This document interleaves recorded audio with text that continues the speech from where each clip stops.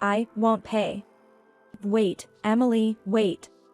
I've always been there for you, Emily. Can't you grant me this one wish? I was there for you when your parents died, wasn't I? Did you approach me because my parents were corporate executives?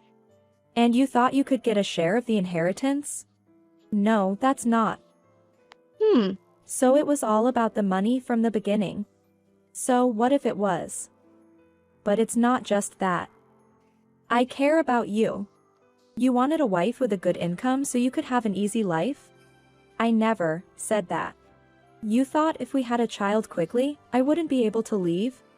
That's only fair. I've devoted myself to you. I've always done what you wanted. You listened to me? That was just preparation for fulfilling your ambitions. I'm glad we don't have kids. I am Emily. I've been married to John for 8 years. We don't have children. This was a decision we made together before we got married. I work as a consultant and love my job. John wanted kids, but he had no intention of being involved in parenting. He couldn't shake off the idea that childcare is a woman's job, and naturally assumed I would be the one raising them. I understand how you feel, John, but I'm not planning on having children. Why not? Because I want to continue with my career. But children need their mother's love. It's not about being a mother or anything like that. Children should be loved and raised by everyone. I can't do that right now. I'm happy you want to marry me. But if you want children, it might be complicated, but you should choose to be with someone else. Someone else? I can't even think about it. I want to marry you too, John. But this is something I just can't compromise on. He seemed very serious, and the topic of children came up several times after that. I still want to marry Emily. If I'm with Emily, I guess I can live without children. Is that so? And maybe one day, we might want children, right? Don't expect that. Whether I will want children or not isn't something I can say now. We talked thoroughly and decided to get married. Both my parents and his parents understood our decision. And I think our married life has been fulfilling. My husband and I met in college. I was in my 3rd year when he joined the club as a freshman. And that's how our relationship started. We both loved movies and were part of a film critique club, engaging in various discussions. Since we liked the same genres, we often went to movies together. One day, he asked me out, and that has led us to where we are now. I loved him too and thought he would be the one I'd marry. But life is once only. I didn't want to compromise on such a big decision as marriage. I didn't tell my husband, but when he said, maybe one day you'll want children, he was exactly right. I'm not opposed to having children. It's just not the right time yet. I wanted to dedicate my time to my job. But saying that would give my husband hope. I felt it would be like tricking him into marriage by saying, maybe I'll want them someday. So I thought I must avoid that. And now, after 8 years of marriage, we still don't have children. I'm beginning to feel like focusing on my job for another 2 years. Building my achievements and skills before thinking about children. Of course, I haven't told my husband this. Raising his hopes would trivialize the serious decision he made 8 years ago. Our marriage has been good these past 8 years. However, one phone call would drastically change our lives. It was a call from the police. My parents had been in an accident and taken to the hospital. I rushed there but couldn't be with them in their final moments. They were laughing and healthy when we had dinner at their house a week ago. I had talked to my mother on the phone 3 days prior, and she sounded fine. Yet there they were, lying cold and expressionless. I couldn't accept it. My husband was there to comfort me in my grief. After the funeral, he awkwardly managed the household chores as I lay in bed. My mother-in-law came and cooked for us. I felt a little relieved, realizing I wasn't alone. However, this relationship was about to be greatly affected due to my parents' assets. Money changes people. I never thought it would happen to me. I took a week off work for mourning. Supported by my husband and mother-in-law, I managed to get by, but I had a job to return to. I couldn't just keep crying. I pushed myself to go back to work.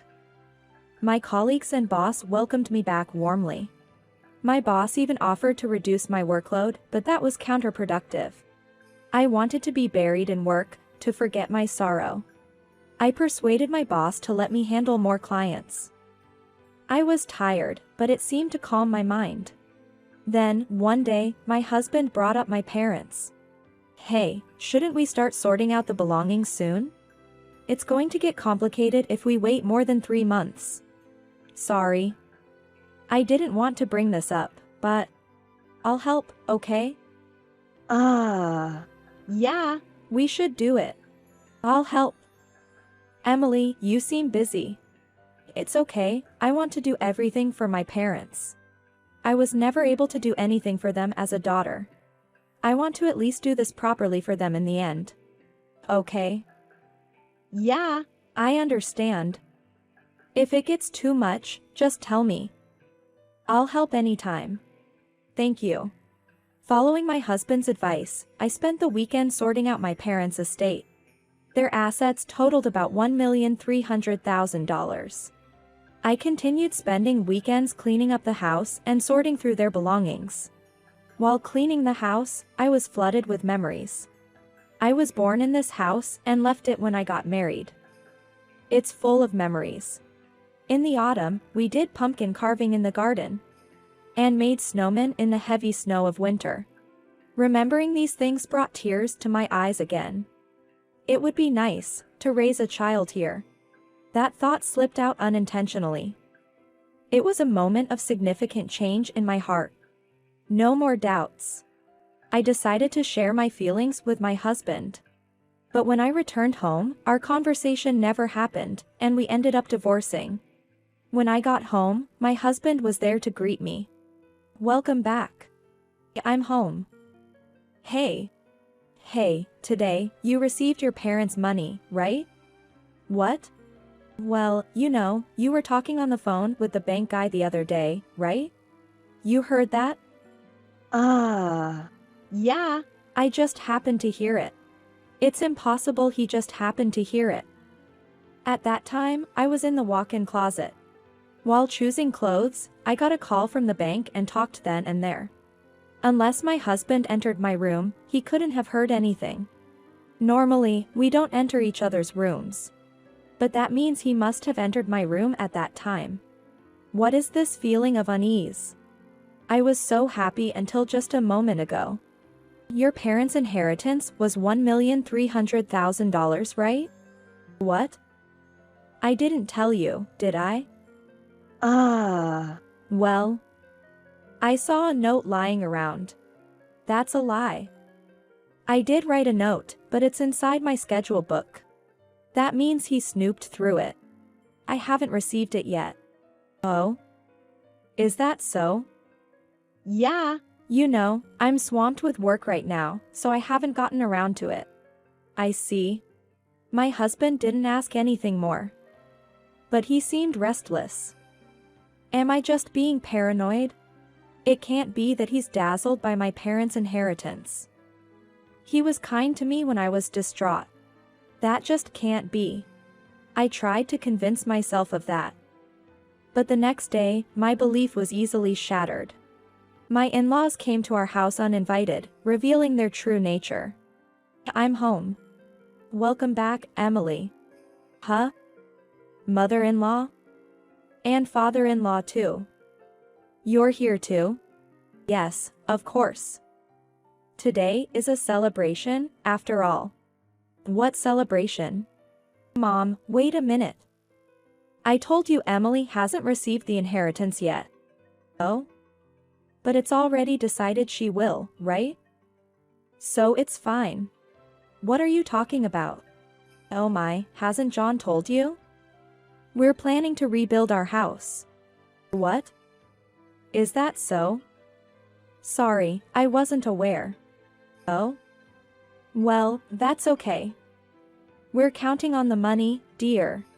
What? We're planning to use your parents' inheritance to rebuild our house. The mother-in-law started talking about something I hadn't even agreed to. My parents were both corporate executives. My husband, believing they left a significant inheritance, had told his parents we would rebuild their house and live together. And of course, use my parents' inheritance to cover the costs. That's ridiculous. Who would agree to such a thing? I won't pay. Wait, Emily, wait. I've always been there for you, Emily. Can't you grant me this one wish?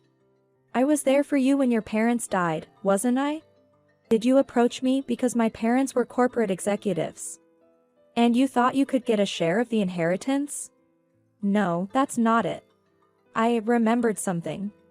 You asked a lot about my parents before we started dating, didn't you? What was that about? Well, that's... So it was all about the money from the beginning. So what if it was? But it's not just that.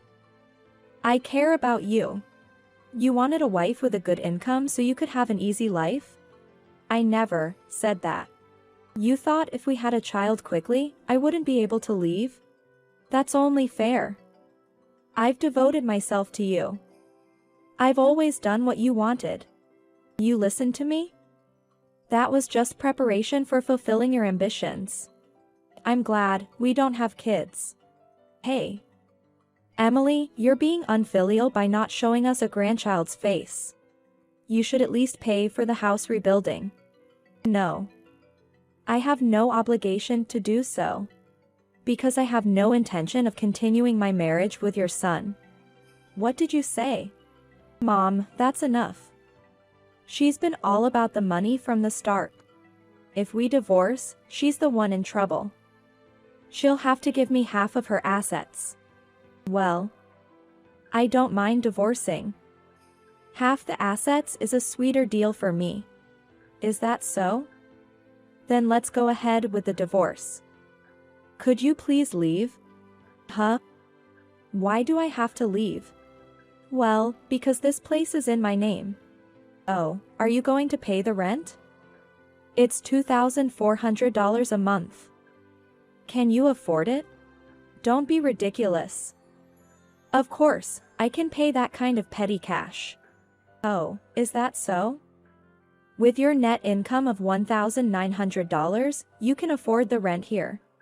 Have you been investing or something? Then I guess I should be the one to leave, right? Wait a minute. I never liked this house in the first place.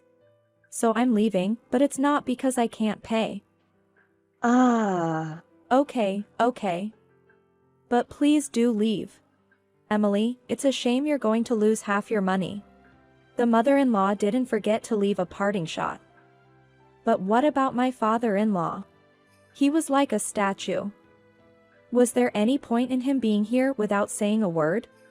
I involved a lawyer afterward, anticipating trouble.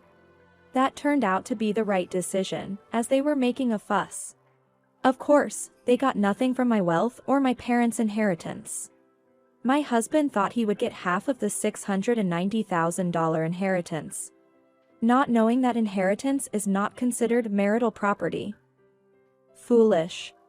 I nearly lost a part of our shared assets, $690,000. But surprisingly, my father-in-law stepped in. Disgusted with his wife and son's behavior, he hinted at divorce. My mother-in-law, desperate not to be left, pleaded with him. And he agreed to stay on the condition that they wouldn't take any money from me. My mother-in-law, not wanting to be divorced, convinced my husband. And in the end, no money was exchanged between us. My father-in-law, when he decides to act, he does. He was more than just a statue. He was the only one who apologized to me. He promised to keep an eye on the two to ensure they wouldn't bother me. And expressed his condolences to my parents. The divorce between my husband and me was finalized, and I became a free woman. I ignored a single tearful call from my ex-husband. I owe him no favors. He had been living off my earnings, and now he's tightly controlled by his father financially and lacks freedom. It feels good. Meanwhile, I decided to move back to my parents' house and live there. For years later, I remarried and am now pregnant. It's a late pregnancy. But I'm grateful for this child. I hope I can do pumpkin carving with this child in the garden.